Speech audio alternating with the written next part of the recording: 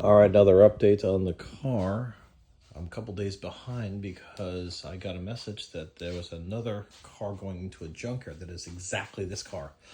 It was exactly the same color, same year, same inside color. Everything was exactly the same, except it had a manual transmission, which is something I wish I had.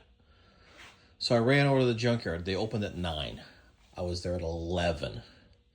There were already 3 kids pulling out the transmission. They already had it out. They had the engine out. They had the transmission out. They had it all out.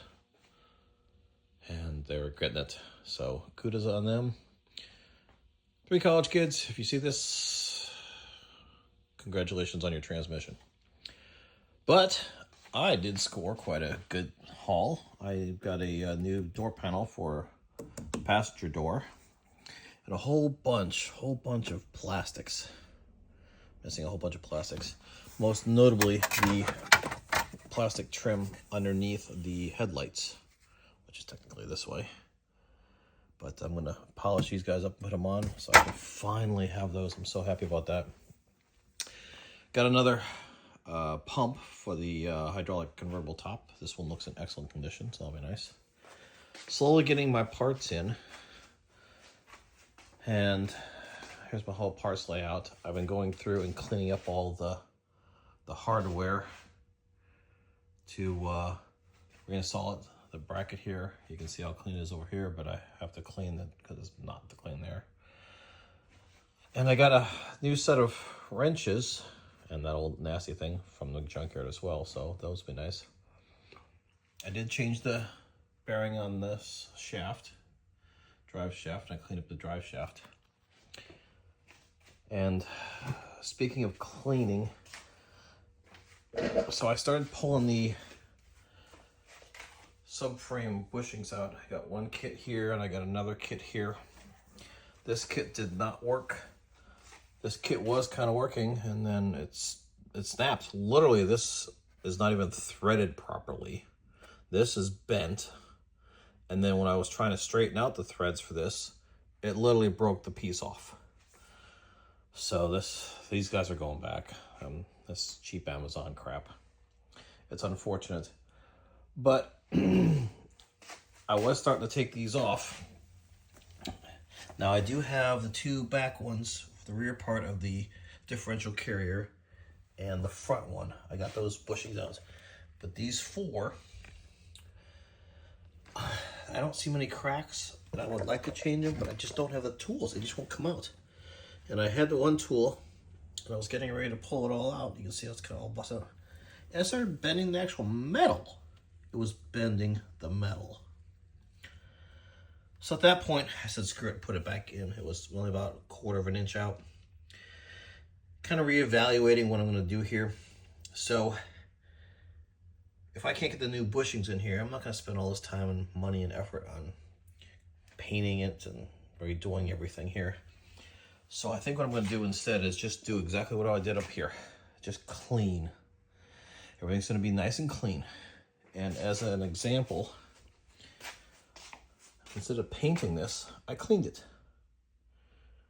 Now this is just to see. And then you see how nasty and dirty it is over here, and how very nice and clean it is here. So I think I'm just going to clean everything. I started doing the drive shaft. I still got all this to do. But I'm not going to paint anything. I'm just going to clean. Now I did replace this here. The other one was definitely bad. They're bad on both here. So again, this is the differential side carrier pin, bushings, and then the front one. And then here is the U-joint here for that, or swivel joint, or whatever you want to call it. That's definitely bad. This is the RACP bushing. I don't know if I'm going to replace this or not yet. I don't want to go down the same route and just start bending metal, although this is cast. So we'll see.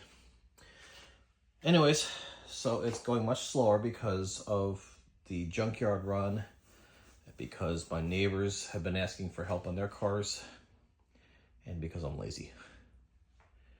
But it is coming along. And again, this is a project. This is a pastime. This is my fun, my enjoyment.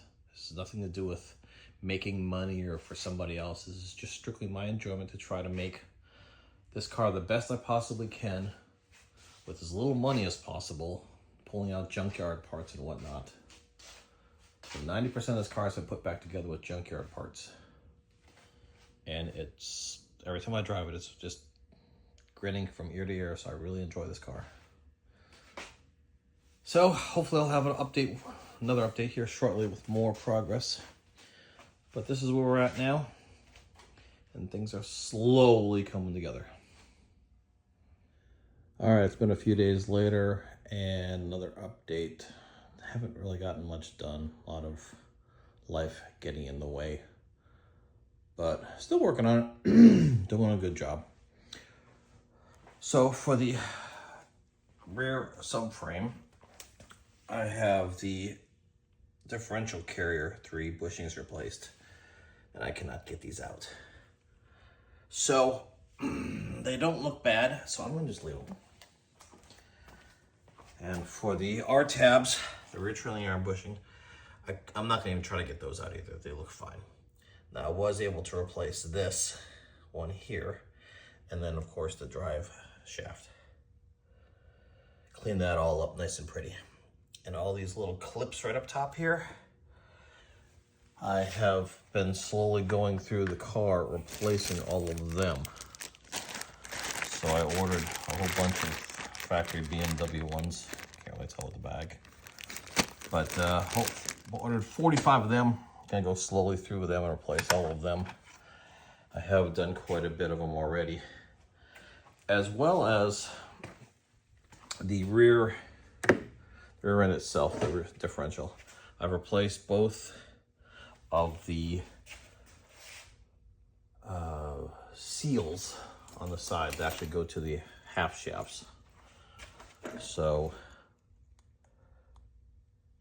I pulled it out and replaced, this whole thing comes out and replaced the actual seal in here.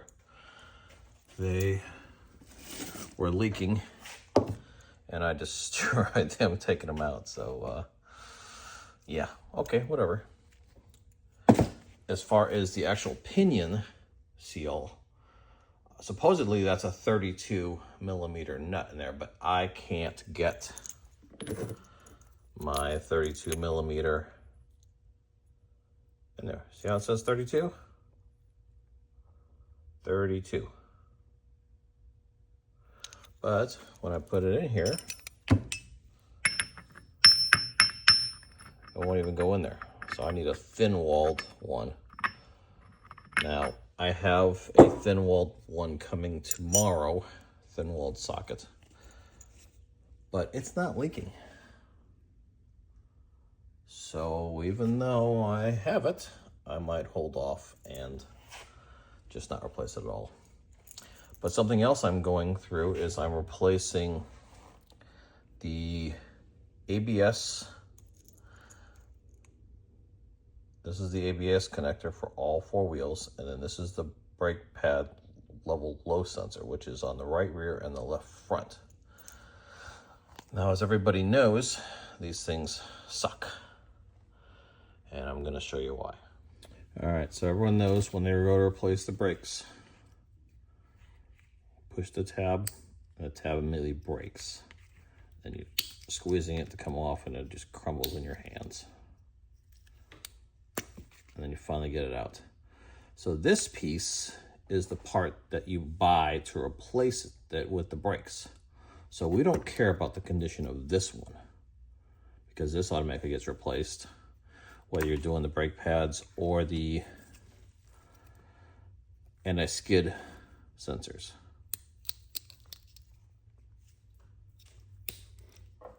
So these guys get replaced. Anyways, however, these stay in the car inside of these little boxes here, getting brand new boxes as well. So now you're stuck with this, both of these broken. So I went to FCP Euro and I ordered new ones. So this one is for the brake pad, and this one is for the wheel speed sensor. They show these as not BMW E46 compatible, but they are the same. Now, when you pull these apart, there's, of course, they've got to make it difficult. There's two different ways of doing this. One is, for the blue one is one way, and for the black one's the other one. The blue one, this black here, just pops out. Then you can disengage the wires. But of course, it's going to crumble when you do that because it's all brittle. So you have to kind of get in here and pull it all out. So once you've got it out, great. Then just pull this, have a little bit of tension on this cord here. Remember which one's which, the gray or the brown and red, for one's different. But then push in a little bit here on each of those. It releases the tang. Oops, completely broke that one. So once these are released, in theory, they slide out. So these are the weather stripping ones. So when you go and put these in, you're actually going to come in from his side through the holes, up through here until those locking pins lock into here, and then close it and lock it. This is for the ABS. For this one, for the vehicle brakes, the wear sensor, this actual piece here, this black half ring here, actually slides forward. But again, as we all know, they're going to just crumble as soon as we mess with them. So you just got to break them all apart and pull them all out. Now, mind you, you're doing this under the car with this all attached to the vehicle still. And I've done one already on the vehicle, and it's not a problem. So again, push these in with a little bit of, holding a little bit of the wires.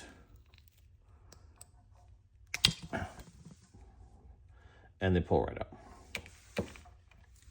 So when you go to put them back in, you push them back in, and there's that slide piece.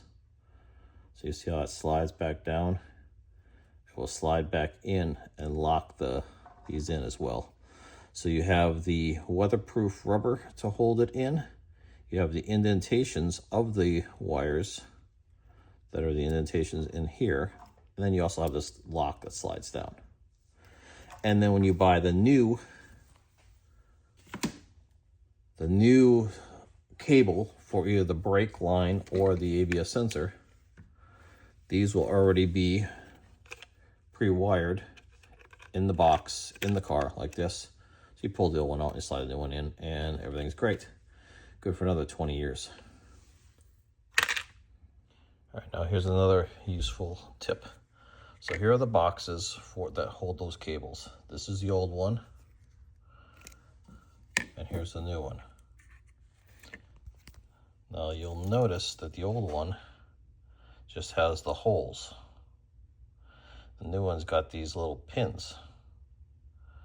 Well, you push those pins in.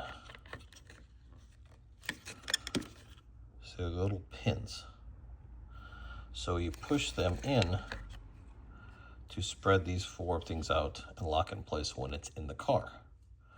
Well, when it's in the car, those pins will be flush with the holes because you've already pushed them in.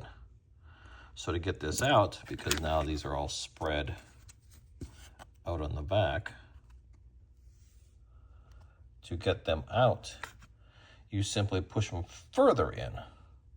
Push them further in, all the way in, so they just fall into some deep unknown recess that you'll never see again.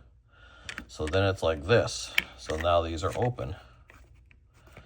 And get yourself a panel pry tool or something of the effect and get behind it and pull them out. It's not easy. They're in there, but they are in there, and you need to work on it to get it out. But they do come out. That's what they look like, all nasty and warped and bent up and all. And quite honestly, this is not all that bad. But I wasn't sure, so I ordered the new, so might as well use the new. So that's where we're at now. And I should start putting this back together here pretty soon. Only I'm waiting for now is that last piece, which is the actual 32 millimeter socket, to see if I can pull this out and replace the seal. If I can't get this out, I'm not going to worry about it. I'm not going to replace the seal. I'll just deal with it. I'll put that seal in storage, and when it does start leaking, then worry about it. But until then, I'm just going to hang off for the rest of the day and maybe start tomorrow, once that part gets here, to start putting everything back together.